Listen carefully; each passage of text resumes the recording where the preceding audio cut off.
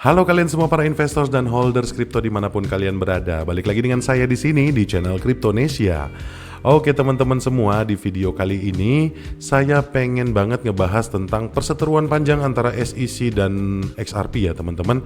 Di sini kasusnya sudah berjalan cukup lama dan ini memasuki babak baru, jadi mungkin ada bahasan sedikit yang kayaknya perlu dibahas juga dan perlu ditelaah lagi sebenarnya ada apa sih di dalam kasus ini, kenapa kasusnya bisa berlarut-larut dan sampai sepanjang ini. Dan di sini juga saya bakalan bacain ke kalian ya berita-berita ataupun artikel tentang perseteruan antara SEC dan XRP. Tapi sebelumnya teman-teman, seperti biasa saya pengen disclaimer dulu untuk kalian. Berinvestasi di dunia kripto memiliki risiko yang sangat tinggi, jadi buat kalian harus bijak ya dalam menginvestasikan uang kalian. Pakailah uang yang dingin dan pakailah uang yang santai teman-teman. Dan juga carilah informasi yang banyak dan valid ya teman-teman, sehingga nanti keputusan kalian untuk berinvestasi tidak berujung pada penyesalan. Oke teman-teman, sebelum kita masuk beritanya, saya juga bakalan update sedikit tentang market kripto hari ini. Di sini kalau kita ngelihat kapitalisasi market ya di kripto global saat ini sudah naik sebesar 3,09% teman-teman di dalam 24 jam terakhir.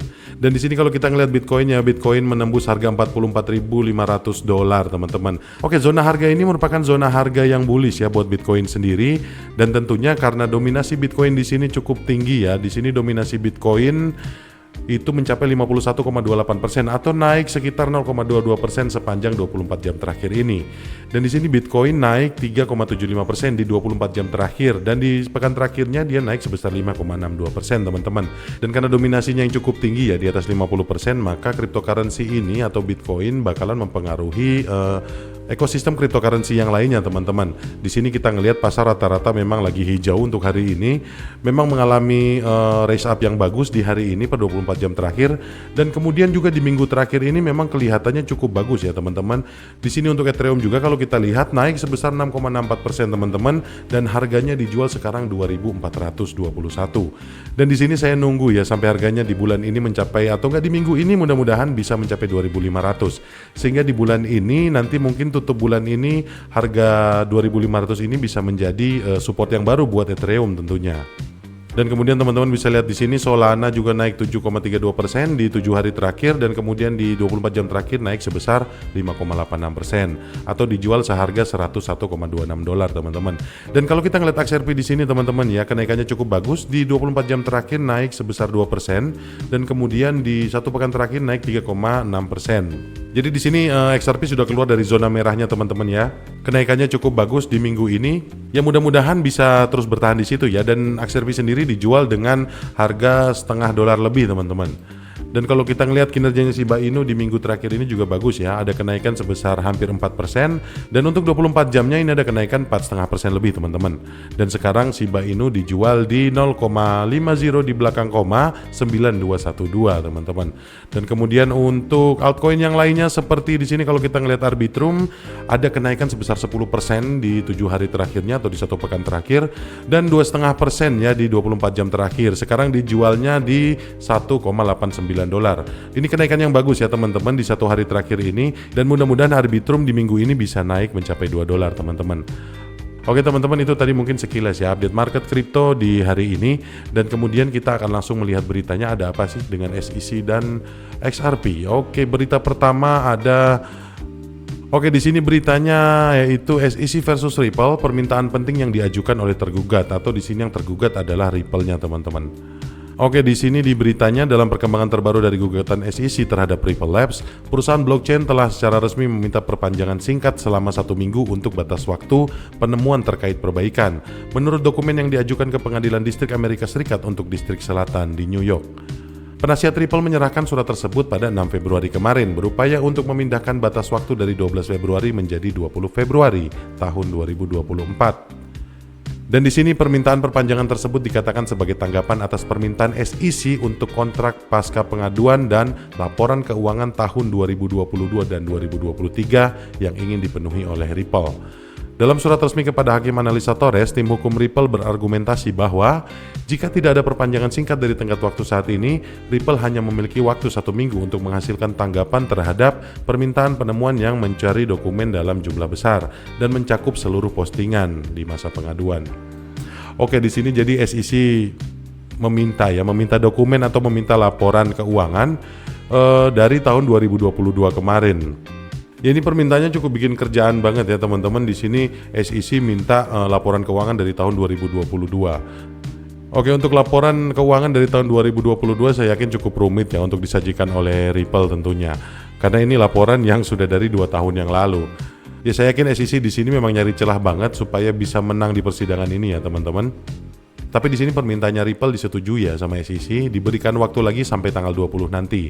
Perpanjangan singkat selama 8 hari akan memberi Ripple waktu yang cukup untuk mengumpulkan dan menghasilkan dokumen yang diminta, tambah penasihat Ripple. Untuk mengumpulkan dokumennya, apalagi laporan keuangan dari tahun 2022 atau 2 tahun yang lalu, ini tidak mudah ya teman-teman. Dan apalagi perusahaan sebesar Ripple ya, flowchart keuangannya itu kan berjalan tiap hari, pasti banyak banget yang berjalan di situ. Dan kita lanjut lagi, sebelum permintaan tambahan waktu dari Ripple, SEC merayakan kemenangan hukum dengan keputusan Hakim Sarah Nedburn yang memaksa Ripple memberikan penemuan yang diminta. Keputusan ini mengesampingkan keberatan prosedural Ripple dan mengharuskan perusahaan untuk memberikan laporan keuangan rinci untuk tahun 2022 dan 2023 serta kontrak dan informasi mengenai hasil penjualan XRP institusional pasca pengaduan. Oke teman-teman, saya mau ngasih konteks dulu buat kalian semua ya di sini. Perseteruan ini atau kasus hukum yang menjerat Ripple ini masalahnya apa sih?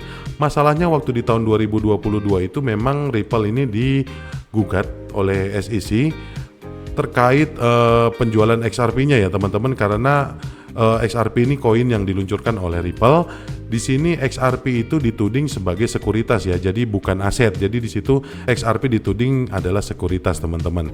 Sebenarnya yang dipermasalahkan SEC adalah itu teman-teman. Tapi kasus hukum ini bisa berlanjut terus-menerus dan di sini SEC dan Ripple ya kelihatan banget saling adu kekuatan hukum.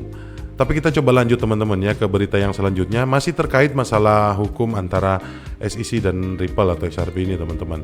Di sini advokat XRP membunyikan alarm saat SEC mengincar operasi institusional Ripple. Di sini dalam perkembangan terakhir mengenai gugatan SEC terhadap Ripple, perusahaan blockchain telah secara resmi meminta perpanjangan singkat untuk tenggat waktu terkait penemuan terkait solusi. Permintaan ini datang sebagai tanggapan atas permintaan SEC untuk kontrak pasca pengaduan laporan keuangan dari 2 tahun terakhir yang ingin disediakan oleh Ripple. Oke, ini masih lanjutan dari berita yang tadi teman-teman ya. Dan di sini Fred Rispoli adalah salah satu pakar hukum dan advokat XRP mengomentari berita tersebut, mengungkapkan keprihatinannya terhadap proses hukum yang sedang berlangsung. Rispoli mencatat pentingnya fase kasus saat ini, terutama mengingat pengawasan SEC terhadap operasi Ripple setelah keputusan motion for summary judgment. Dia menekankan pentingnya Ripple memastikan kepatuhannya terhadap persyaratan peraturan untuk menjaga operasi institusionalnya. Oke, di sini dia update di ini ya, di Twitter teman-teman atau di X, dia mengungkapkan kekecewaannya terhadap kasus hukum yang sedang berlangsung ini. Di sini pernyataan Rispoli menggarisbawahi gawatnya situasi yang dihadapi Ripple. Saat Ripple menavigasi lanskap hukum yang kompleks dan berupaya melindungi kepentingan bisnisnya, permintaan perpanjangan ini menandakan kelanjutan dari konfirmasi hukum antara Ripple Labs dan SEC, dengan tujuan Ripple untuk memenuhi kewajiban peraturan sambil mempertahankan integritas operasionalnya. Oke, kalau kita ngelihat dari garis besarnya di sini ya teman-teman, perseteruan ini memang saling adu kekuatan ya antara SEC dan Ripple, karena kasus ini bakalan menjadi salah satu faktor kemajuan dari cryptocurrency ke depannya teman-teman. Kenapa saya bilang gitu ya teman-teman? Karena Ripple ini memang perusahaan yang besar ya, yang seperti kita tahu bersama, Ripple ini punya fundamental yang kuat juga, dan Ripple ini cukup berpengaruh dalam teknologi blockchain-nya di cryptocurrency teman-teman. Dan kalau misalnya Ripple nanti kalah ini, otomatis akan berpengaruh kepada XRP juga, dan akan berpengaruh terhadap cryptocurrency yang lebih luas lagi teman-teman. Dan di sini mungkin saya mau ngebahas sedikit tentang konspirasinya ya teman-teman. Kasus ini kok berlarut-larut banget, dan sepertinya di sini ada adu gengsi atau adu kekuatan yang luar biasa di sini teman-teman. Oke, ini mungkin opini pribadi saya ya teman-teman, tapi terserah kalian deh mau dengar atau enggak. Tapi yang jelas gini, saya ngerasa kalau Ripple ini kan, Ripple Labs terutama ya, dia punya RippleNet. Nanti RippleNet ini akan menjadi pengganti sistem perbankan internasional teman-teman. Karena RippleNet sendiri nanti akan menawarkan jasa servis atau layanan yang lebih canggih ya dari sistem perbankan yang ada sekarang. Dengan nanti mungkin transaksi yang lebih cepat dan biaya atau fee transaksi yang lebih murah untuk di level internasional teman-teman. Dan ini sangat mempengaruhi sistem perbankan konvensional untuk sekarang. Dan itu bisa berpengaruh kepada finansial atau keuangan di Amerika Serikat, teman-teman. Jadi itu akan nanti berpengaruh ke sistem keuangan di dalam negeri ataupun keuangan di internasional, teman-teman. Jadi saya rasa di sini SEC menghalalkan atau dia mengupayakan segala cara agar bisa menang, teman-teman, atas Ripple. Dan kemudian juga ada satu hal lagi yang jadi antisipasi saya. Ada kemungkinan ketika nanti Ripple kalah di kasus hukum ini, kemungkinan mungkin XRP akan transformasi, teman-teman. Jadi mungkin ada Neo XRP mungkin, atau enggak mungkin nanti koin XRP ini dijadikan versi yang keduanya, teman-teman. Seperti yang terjadi di Ethereum juga, ada Ethereum Classic, kemudian ada di Luna, ada Luna Classic, seperti itu.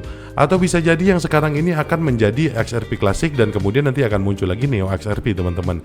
Dan sekali lagi ya teman-teman, ini cuma opini pribadi saya, ini cuma pendapat pribadi. Teman-teman mau dengerin silakan, nggak apa-apa. Dan mudah-mudahan teman-teman kasus ini cepat selesai dan tidak ada konspirasi terselubung di dalamnya.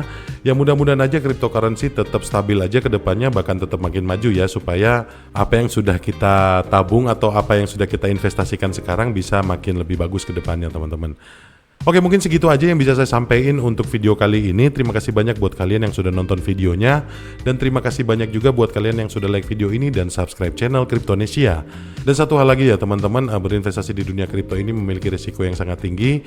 Kalian harus bijak dalam berinvestasi. Jangan sampai nanti keputusan kalian untuk berinvestasi di kripto berujung penyesalan, teman-teman. Oke, sekian dari saya. Terima kasih banyak. Sampai ketemu di video-video yang selanjutnya. Bye.